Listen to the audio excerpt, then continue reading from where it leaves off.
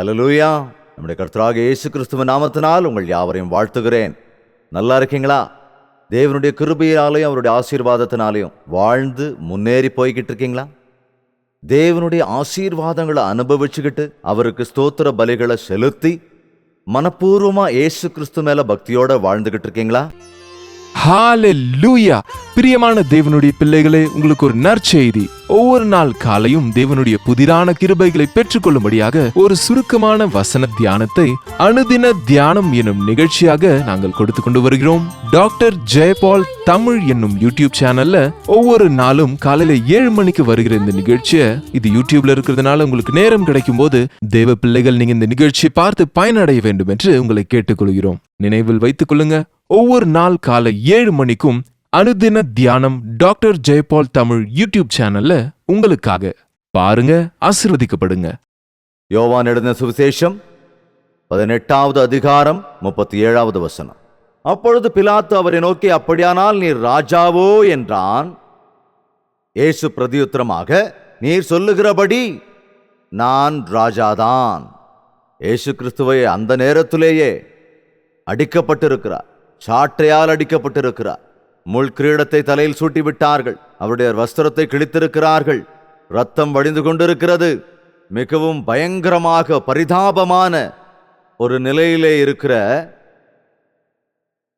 இயேசு கிறிஸ்துவை பார்த்து பிலாத்து கேட்கிறான், நீ ராஜாவோ? நீ சொல்லியபடி நான் ராஜாதான். அப்படின்னா எது உன்னுடைய ராஜரீகம்? எது உன்னுடைய அரசாங்கம்? அப்படியானா உன்னுடைய சக்தி எங்க என்று எல்லாரும் கேலியாய் கேட்டபோது அந்த முதல் வசனத்திலே நம்ம பார்க்க முடியும், என் ராஜ்யம் இவ்வுலகத்திற்கு உரியதல்ல. என் ராஜ்யம் இந்த உலகத்திற்கு உரியது அல்ல.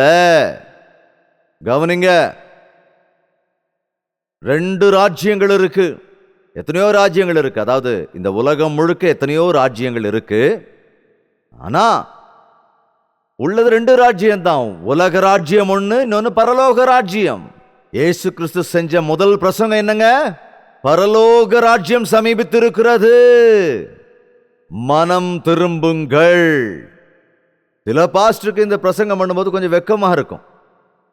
இந்த பிரசங்கத்தை பண்ணா பாஸ்டருக்கு வேற பிரசங்கம் தெரியாதுன்னு சொல்லிடுவாங்களோங்கிற ஒரு பயம். இந்த செய்தியை சொன்னா இதுதான் எங்களுக்கு தெரிஞ்ச விஷயமேன்னு சொல்லிடுவாங்களோன்னு ஒரு சந்தேகம். ஆனா பரலோக ராஜ்யத்தை குறித்து பிரசங்கிக்காத பிரசங்கம் கிறிஸ்துவுக்குரிய பிரசங்கமா இருக்காது. இந்த உலகம் சம்பந்தப்பட்ட விஷயங்கள் மட்டும்தான் பிரசங்கிக்கிறதுக்கு அநேக ஊழியர்கள் இருக்காங்க, பிரசங்கிகள் இருக்காங்க, சம்பிரதாயங்கள் இருக்கு, குருக்கள் இருக்கிறாங்க, மடங்கள் இருக்கு. ஆனா இறந்து போனதற்கு பிறகு இருக்கிற ஒரு நிரந்தரமான ராஜ்யத்தை குறித்து தெரியப்படுத்துவதுதான் பரிசுத்த வேதாகமம். இந்த உலகம் இந்த உலகம் இந்த உலகம் இந்த உலகத்துல மொத்தம் எவ்வளவோ இருக்குங்க. மாமிச இச்சை, கண்களின் இச்சை, ஜீவனத்தின் பெருமை, இவைகளெல்லாம் பிதாவினால் உண்டானவைகள் அல்ல. அந்த ஏவாள் அந்த பழத்தை பார்த்தபோது அது நாம சாப்பிடுறதுக்குரியது தானா? எப்படி? என்ன ஆசை அது? மாமிச ஆசை. பார்க்கறதுக்கு அழகா இருக்கே, கண்களின் இச்சை. சாப்பிட்டா தேவன் மாதிரி ஆயிடுவோமே, இது ஜீவனத்திற்குரிய பெருமை. இயேசு கிறிஸ்து 40 நாள் உபவாசம் இருந்து ஜெபம் பண்ணதுக்கு அப்புறம் அதே சோதனை அவருக்கும் வந்தது. நீர் தேவனுடைய குமாரனே ஆனால் இந்த கற்கள் அப்பமாகும்படி செய்யும். ஒரு சரீர ஆசையை கொடுக்கிறான். மலைக்கு மேல கூட்டிட்டு போய், இந்த ராஜ்யங்கள் எல்லாம் என்னுடையதுதான், இதெல்லாத்தையும் நான் உனக்கு கொடுக்கிறேன், என்ன தலை வணங்கு. அது என்ன ஆசை? கண்ணாசை. நீ தேவனுடைய குமாரனா இருந்தா இங்கிருந்து தாழ குதி, தேவதூதர்கள் உன்னை கைகளில் ஏந்திக்குவாங்களே. இது என்ன ஆசை? என்னங்க அது? பெருமை. நான் தேவனுடைய குமாரன் தான். இயேசு கிறிஸ்து 3 மேல் ஜெயம் எடுத்தார். இன்றும் அநேக கிறிஸ்தவர்கள், ஏசப்பா மேல விசுவாசமா இருக்கிறவங்க, இதெல்லாத்தையும் நான் ஜெயிக்கணும், என்னங்க, நாக்கில் எச்சி ஊறுதான். இதை சாப்பிடணும், பார்க்கறதெல்லாம் வாங்கிறது தான். ஜீவனத்துல பெருமையோட இருக்கணும்னு நினைக்கிறது, உலகத்துல பெருமையோட இருக்கணும்னு நினைக்கிறது எல்லாம் உலகத்திற்குரியதே தவிர பரலோகத்திற்குரியது அல்ல. அல்ல. நம்மள எத்தனை பேர் பரலோக ராஜ்யத்துல அந்த ராஜ்யத்தின் வாரிசா இருக்கணும்னு ஆசையோட இருக்கிறோம்? நிறைய பேர் இருக்குங்க. தேவனுக்கு ஸ்தோத்திரம். ஒரு அம்மா தன்னுடைய 2 பிள்ளைகளையும் கூட்டிட்டு வந்து, ஆண்டவரே, இது என்னுடைய 2 பிள்ளைங்க, நல்ல ஆபீசர் ஆகணும்னு சொன்னாங்களா? என்ன சொன்னாங்க? என்ன சொன்னாங்க? உம்முடைய ராஜ்யத்திலே வலது பக்கம் ஒருத்தர், இடது பக்கம் ஒருத்தர் இருக்கணும். உமக்கு ஒரு ராஜ்யம் இருக்கிறதே, நீர் ஒரு ராஜாவே, உம்முடைய ராஜ்யம் நிரந்தரமான ராஜ்யம் ஆயிற்றே, அந்த பரலோக ராஜ்யத்துல என் பசங்க பெரிய ஆளா இருக்கணும். எத்தனை தாய் தகப்பன்மார் உங்க பிள்ளைங்க அப்படி ஒரு நிலையில இருக்கணும்னு ஆசைப்படுறீங்க? எத்தனை பெற்றோர் உங்க பிள்ளைங்களை தேவ ஊழியத்திற்கு அனுப்பி இருக்கீங்க? எத்தனையோ பெற்றோர்கள் என்கிட்ட சொல்ற வார்த்தை என்ன தெரியுமா? அவன் பிறந்த போதே நான் ஊழியத்துக்கு கொடுத்துட்டேன்யா. அவன் கற்பத்தில் இருக்கும்போதே ஒரு பிரச்சனை வந்தபோது அவன் நல்லா பிறந்தா உன்னுடைய ஊழியத்துக்கு அனுப்புறான்னு நான் ஒப்பு கொடுத்துட்டேன்யா. பிறந்தப்போ ஒரு ஆபத்து வந்தப்போ, இந்த பிள்ளைக்கு ஏதோ ஒரு குறை இருக்குன்னு சொன்ன போது, ஆண்டவரே இவன் உமக்கு ஒப்பு கொடுக்குறேன்னு சொன்னப்போ அவன் நல்லாயிட்டான் ஐயா. நான் என்ன செய்யறதுயா? இவன் பெரியவன் ஆனதுக்கு அப்புறம் என்னுடைய பேச்ச கேட்க மாட்டேங்கிறான் ஐயா. நீ உன்னோட பிள்ளைய சின்ன வயசுல இருந்தே தேவ பக்தியோட வளர்க்கிறியா? வளர்த்தோம்யா, இருந்தாலும் கேட்க மாட்டேங்கிறான். இருந்தாலும் விடாம பிரார்த்தனை பண்ணு, கண்டிப்பா தேவன் உன் பிள்ளையை மாற்றுவார். அகஸ்டின் என்ற ஒரு அருமையான குமாரன் காலம் கடந்து பிறந்ததினாலே மோனிகா என்ற அவனுடைய தாய், ஆண்டவரே உமக்கு அர்ப்பணிக்கிறேன் என்று ஒரு பொருத்தனை செய்திருந்தார்கள். அந்த பிள்ளையை ரொம்ப பயபக்தியா தான் வளர்த்துனாங்க. ஆனால் அவன் பெரியவனான போதோ சூழ்நிலை மிகவும் மாறி போனது. அவன் குடிகாரனாக போனான், வேசித்தனம் செய்ய ஆரம்பித்தான், உலக இச்சைகளுக்கு அடிமைப்பட்டு வேசித்தனத்திற்கு அடிமைப்பட்டவனானான். தாய் எவ்வளவுக்கு எவ்வளவு ஜெபிக்கிறாளோ அவ்வளவுக்கு எவ்வளவு அவன் கேட்டுக்கொண்டிருக்கிறான். ஆனாலும் அந்த தாயின் விசுவாசம் குறையவில்லை. 33 ஆண்டுகள் ஜெபித்துக் கொண்டே இருந்தார்கள். எத்தனை வருஷங்க? 33 வருஷங்கள். அற்புதமா ஒரு நாள் அந்த தாய் முழங்கால நின்று ஜெபித்துக் கொண்டிருந்த போது, அவன் வழக்கம் போல ஒரு வேஷிக்கிட்ட போறதுக்கு தயாராகி வெளியில போய்கிட்டு இருந்தான். வெளியில வந்துட்டான். சூரியன் இன்னும் மறையில, நான் வெளிச்சமா இருக்கேன்னு அந்த தெருமுனை வரைக்கும் போயிட்டு வரலான்னு அப்படியே கொஞ்சம் நடந்து போனான். அந்த தெரு கடைசியில ஒரு மீட்டிங் நடந்துகிட்டு இருந்தது, ஓப்பன் ஏர் மீட்டிங். ஒரு 4-5 பேர் பாட்டு பாடிக்கிட்டு வசனங்கள் போதிக்கிறது இந்த நாட்களில் நாம் அநேகமாக மறந்து போயிருக்கோம். நான் என்னுடைய பைபிள் ஸ்கூல்ல இருந்தப்போ இந்த கெரோசின் ஊத்துற அந்த ஃபனல் வச்சுக்கிட்டு பேசிக்கிட்டு இருப்போம். மெட்ராஸ் தெருக்களில் அரகுர தமிழில் நான் பிரசங்கம் பண்ணியிருக்கேன், ஃபனல் வச்சுக்கிட்டு. இன்னைக்கு கூட ஃபனல் வச்சுக்கிட்டு பிரசங்கம் பண்ற அநேக ஊழியர்கள் இருக்கிறாங்க. சின்ன சின்ன கிராமங்கள்ல, கரண்டே இல்லாத ஊர்களில் இருக்கிறாங்கங்க. அந்த சின்ன மீட்டிங்கில் அந்த பாட்டு பாடிட்டு இருக்கும்போது அவங்க நின்றுட்டான், கொஞ்ச நேரம் கேட்கலான்னு. பாட்டு எதுக்குன்னா மக்களை கவனிக்க வைக்கிறதுக்கு. அநேக நேரங்களில் ஆண்டவர் பாடல்கள் மூலமா தன்னுடைய வேலைகளை செய்வார். பாட்டு பொழுதுபோக்குக்காக தயவு செஞ்சு பாடாதீங்க, உங்களுடைய திறமையை காட்டுறதுக்காக பாடாதீங்க. தேவனை மகிமைப்படுத்துறதுக்காக பாடினவங்க, கேட்டவங்க அந்த பாடல் இருக்கிற வரிகளை நினைச்சு பார்த்தா அங்க அதிசயங்கள் நடக்கும். ஒரு தடவை சித்தூர் அப்படிங்கிற ஊர்ல டவுன் ஹால்ல ஒரு மீட்டிங் வச்சிருந்தோம். யாராவது உங்களில் யாராவது போவீர்களா என்ற ஒரு பாட்டை நாங்க பாடிக்கிட்டு இருந்தோம். குறிப்பா நான் பாடிக்கிட்டு இருந்தேன். ஒரு நபர் அந்த வழியா போறவரு, என்ன இவ்வளவு கூட்டம் இருக்குன்னு அப்படி எட்டி பார்த்தாராம். அது என்ன கூட்டம் அப்படின்னு போகும்போது, போவாயா போவாயா, என்ன பார்த்து பாடுற மாதிரி இருக்கு. அந்த பாட்டோட அர்த்தம் தெரியாது, எதுக்காக பாடுறாங்கன்னு அவருக்கு தெரியல. சரி கிளம்பலாம் அப்படின்னு நினைச்சு அவர் நினைச்சப்போ, யாராகிலும் உங்களில் யாராகிலும் போவாயா என்ன அப்படின்னு கேட்டதை வந்து உட்கார்ந்துட்டார். உட்கார்ந்த பொழுது தேவன் ஒரு அற்புதத்தை செய்தார். அவருடைய பெயர் பிச்சாண்டி. பிச்சாண்டினா தமிழ்ல பிச்சை எடுக்கிறவர்னு அர்த்தம். ஆனால் அவர் பெயரை மாற்றிக்கொண்டார், மார்ட்டின் லூத்தர் என்று. அவர் பெயரை மட்டும் மாற்றிக்கலங்க, தன்னுடைய மனசையும் அவர் மாற்றிக்கொண்டார். தேவனுக்காக சாட்சியாக வாழ்ந்தவர் சமீபத்தில் தேவனுடைய சன்னதியை அடைந்து விட்டார்.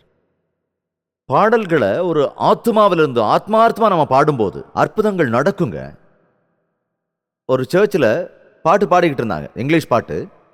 Half has not been told. Half has not been told. அதாவது பாதி கூட சொல்லப்படலை அப்படின்னு சொல்றாங்க. அதுதான் அந்த பாட்டோட அர்த்தம்.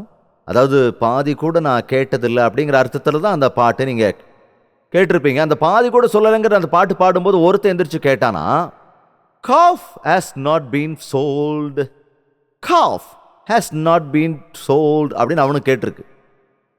கண்ணுக்குட்டி விற்கல, கண்ணுக்குட்டி விற்கல. எல்லாரும் பாடும்போது இவனுக்கு எதுவுமே புரியல. இவன் ஆக்சுவலாக என்ன நினச்சிக்கிட்டு இருந்திருக்கான்னா, அவங்க பாடும்போது பாடுறதை கேட்டு ஏதோ கன்றுக்குட்டியை விற்று ஆண்டவர் கொடுக்கலான்னு தான் பாட்டு பாடுறாங்கன்னு நினச்சிட்டானா. அதை விற்கிற விஷயத்த மறந்துட்டான். இவங்க ஏதோ பாடும்போது இவனுக்கு என்ன நினைச்சிட்டான்னா, கண்ணுக்குட்டி வைக்கலையே. வேகமா பாசுக்கிட்டு போய், ஐயா கவலைப்படாதீங்க, நான் வித்து காசு கொடுக்குறேன் நான். இதை நீங்க எல்லாருக்கிட்டையும் போய் சொல்லாதீங்க அப்படின்னா.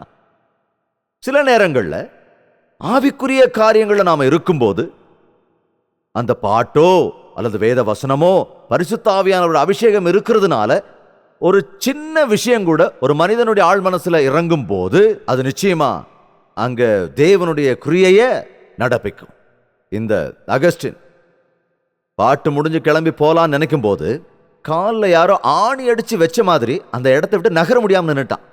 அந்த தாய் செய்கிற ஜெபம், அந்த வேதனையின் கண்ணீர் அவனை அங்கே நிறுத்தி விட்டது. அந்த தேவதாசன் சொன்ன இரண்டே வார்த்தைகள், இந்த நாளிலே உன் இருதயத்தை ஆண்டவருக்கு ஒப்புக்கொடு, உன் சரீரத்தை பாழ்படுத்திக் கொள்ளாதே என்று அந்த ஓபனர் மீட்டிங்ல சொல்லப்பட்ட அந்த இரண்டு வார்த்தைகள் ஈட்டி போல பாய்ந்தது. அந்த இடத்திலேயே முழங்கால் படியிட்டான், ரட்சிக்கப்பட்டான். அதுதான் பரிசுத்த ஆவியானவருடைய கிரியை. ரட்சிப்பு என்பது யூ cannot explain it. ரட்சிக்கப்பட்டார்னு சொன்னா அது எப்படி இருந்து, அது என்ன அனுபவம், அதை சொல்லுங்க அப்படின்னு சொன்னா அதை சொல்ல முடியாது.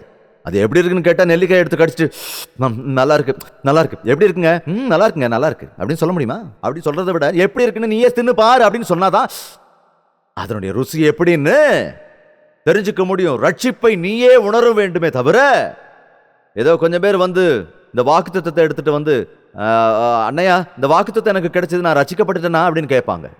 உனக்கு வாக்குத்தத்தம் கொடுத்தா உனக்கு ரட்சிப்பை கிடைச்சிருச்சான்னு நான் எப்படி சொல்ல முடியும்? நீ ரட்சிக்கப்பட்டு விட்டாய் அப்படின்னு நான் ரப்பர் ஸ்டாம்ப் அடிச்சு உன்னை அனுப்பணுமா? தேவ வார்த்தைகளை படிக்கும் பொழுது நீயே புரிந்து கொள்ள முடியும். உன் இருதயத்திலேயே பெரிய காரியங்கள் நடக்கும். அந்த சந்தோஷம், அந்த சமாதானம், அந்த ஆனந்தம், அந்த ஆதரவு நீ அனுபவிப்பாய். ஒரு க்ஷணம் போதுங்க, ரட்சிக்கப்படுறதுக்கு 15 வருஷம் தேவையே இல்லை. ஒன்ஸ் நீ உன்னை கம்ப்ளீட்டா ஆண்டவர்கிட்ட ஒப்படைச்ச மறு நிமிஷத்திலேயே தேவன் உன் வாசற்படியிலே இருக்கிறதால உனக்குள்ள அவர் பிரவேசிப்பார். மாறிட்டாங்க. அகஸ்டின் வந்தான் வீட்டுக்கு போய் அம்மா கிட்ட சொல்லலான்னு, சந்தோஷமா ரட்சிக்கப்பட்டதை சொல்லலான்னு குதிச்சு ஓடுறான். அந்த விபச்சார பெண் எப்போதும் போல அந்த வாசல்ல உட்கார்ந்து இருக்கிறா. இவனை பார்த்துதான் அவன் உள்ள ஓடிட்டா. இவனமா அவளை கண்டுக்காம போயிட்டு இருக்கான். அந்த ஞாபகமே இவனுக்கு இல்ல.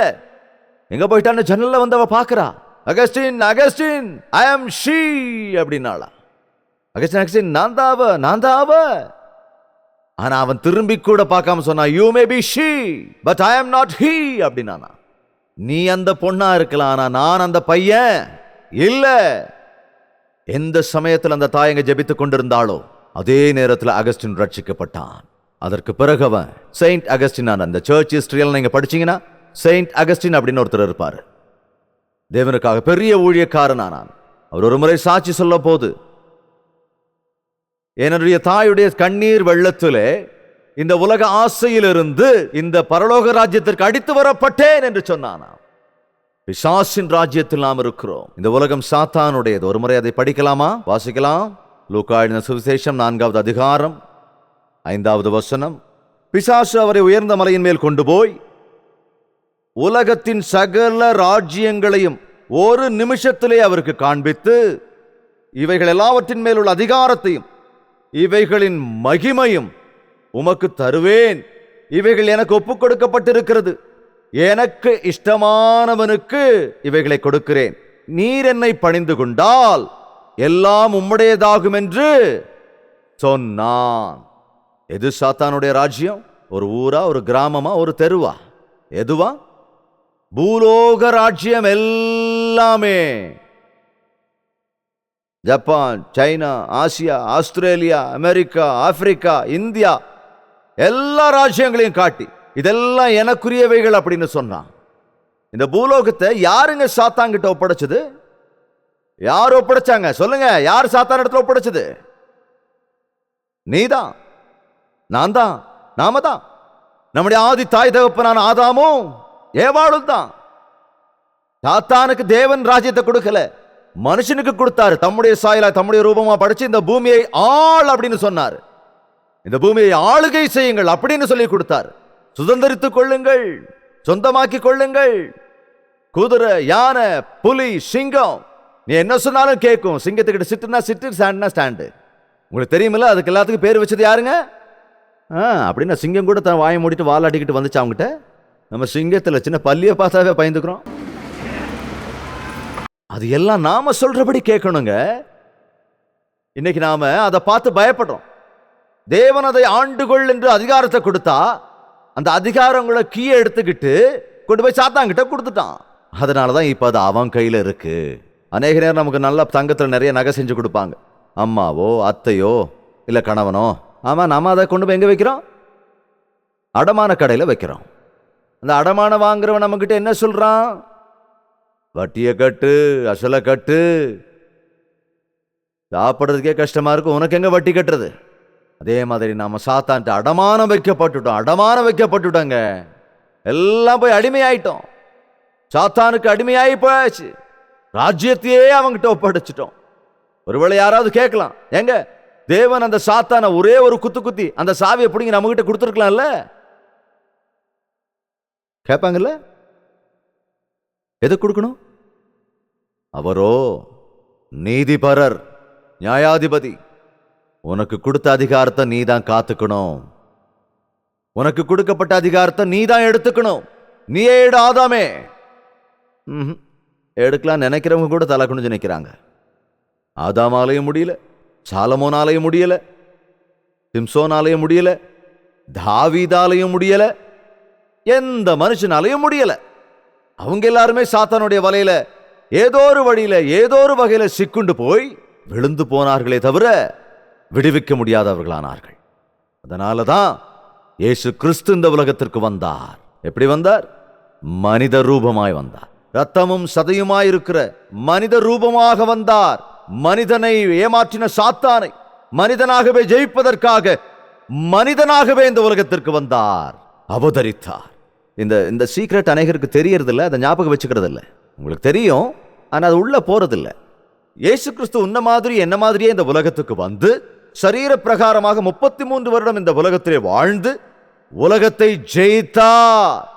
மாமிசை, கண்களின் இச்சை, ஜீவனத்தின் பெருமையை ஜெயிக்கிறதுனா இப்படி பண்ணாதாங்க ஜெயிப்போங்கிற விஷயத்தை நம்ம எல்லாருக்கும் தெளிவா கத்து கொடுத்துட்டு போயிருக்காரு, வாழ்ந்து காட்டி போயிருக்கார். நம்முடைய பாவங்களுக்காக பிராயச்சித்தமாக நமக்காக சிலுவையில் உயிரையே விட்டார்.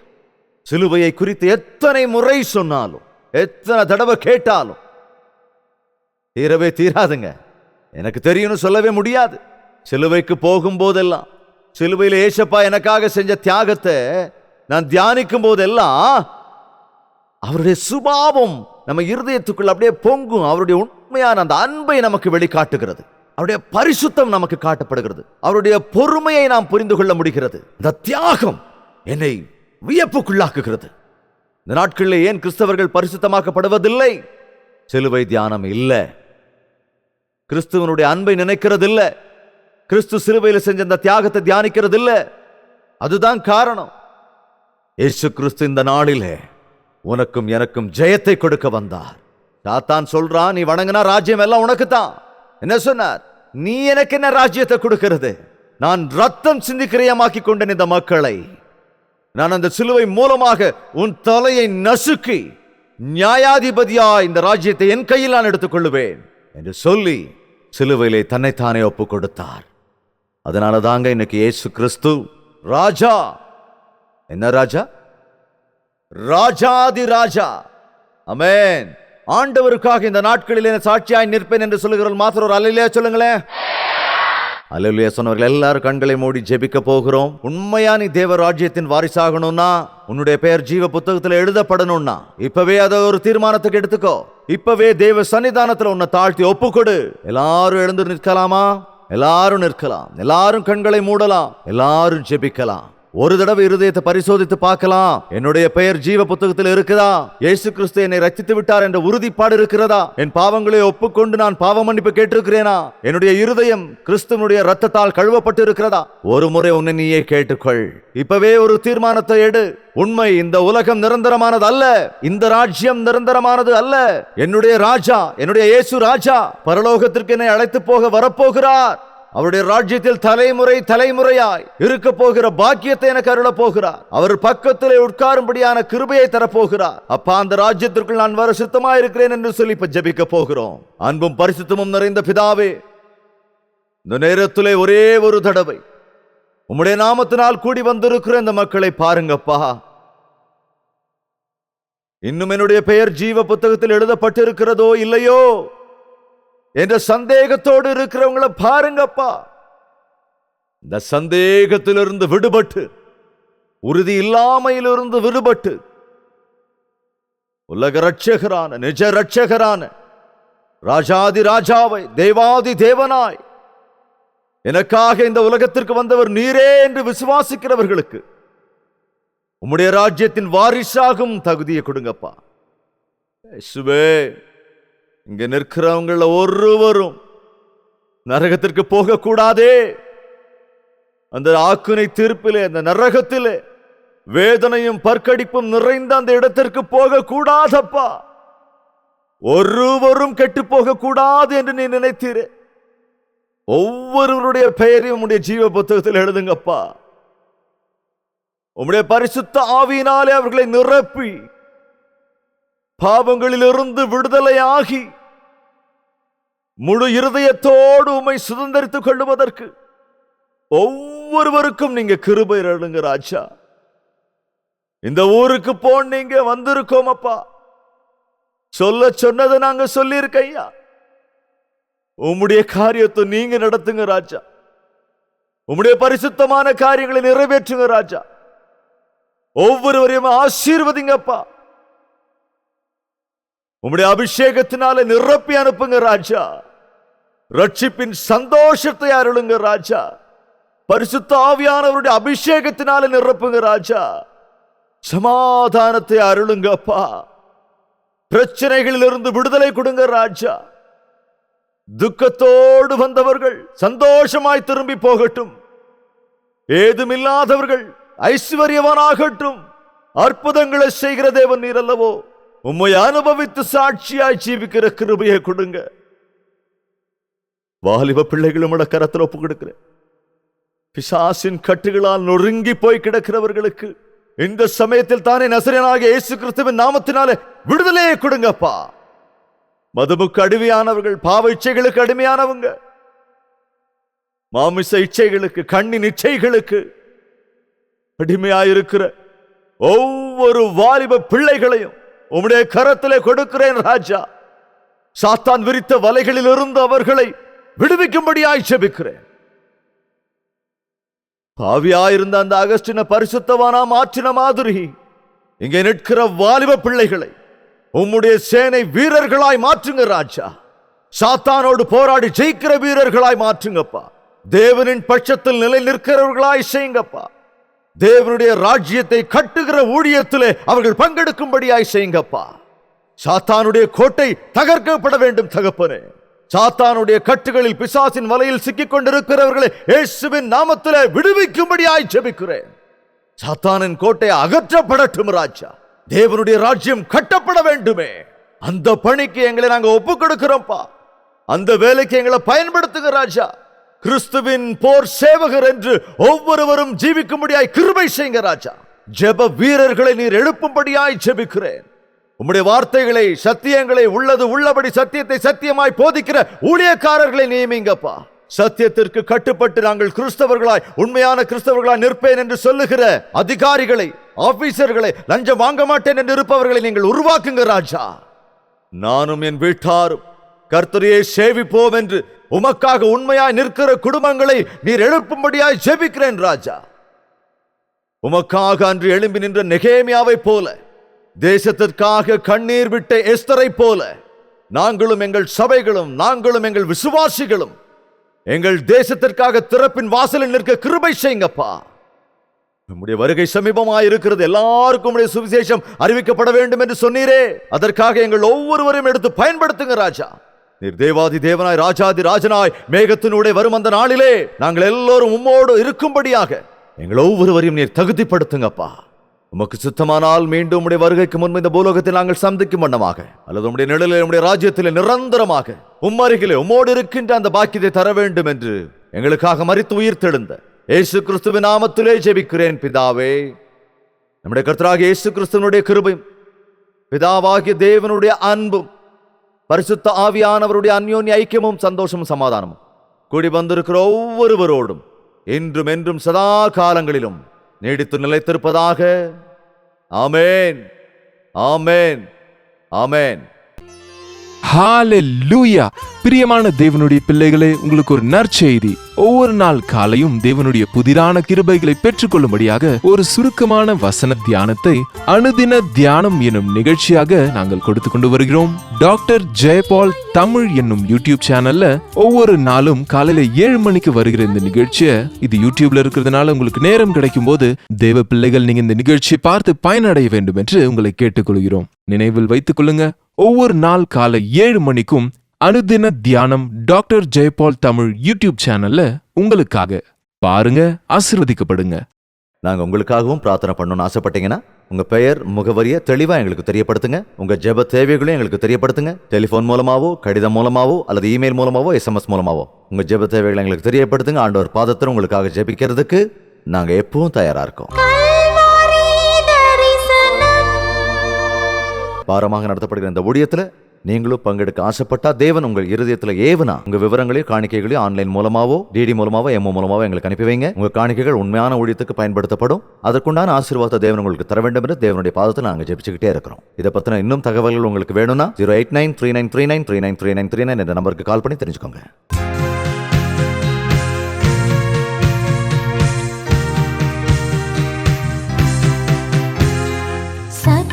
தேவனையும் நித்திய ஜீவனையும் தேடித் திரியும் மாந்தர்களுக்கு சத்தியம் கூறும் மொழி.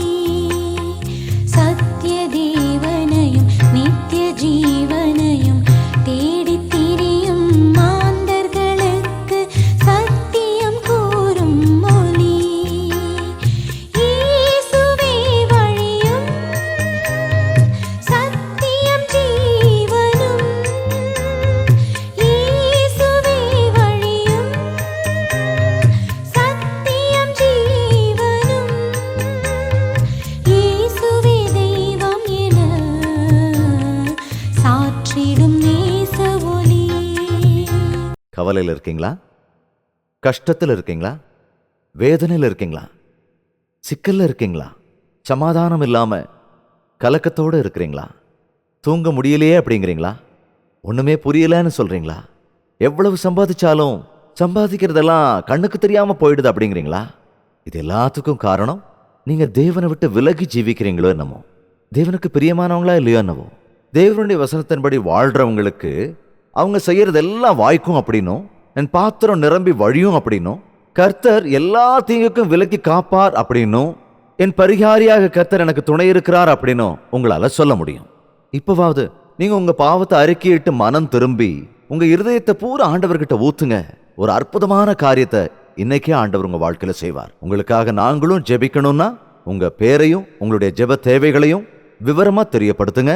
நிச்சயமா தேவனுடைய சன்னிதானத்துல உங்களுக்காக நாங்க பிரார்த்தனை செய்வோம். தேவன் உங்களுக்கு உதவி செய்வார். நாம் எல்லாரும் சேர்ந்து அவருடைய நாமத்தை மகிமைப்படுத்துவோம். தேவனுக்கு சித்தமானால் மறுபடியும் சந்திக்கலாம். அது வரைக்கும் தேவனுடைய மகா கிருபை உங்களுக்கு துணையாய் இருப்பதாக. உங்கள் தேவைகள் எல்லாவற்றையும் நீங்கள் எழுத வேண்டிய முகவரி ஜெயபால் ஃபவுண்டேஷன்ஸ், இலக்கம் 29, new colony road, Velachery, Chennai 6,42,00,000.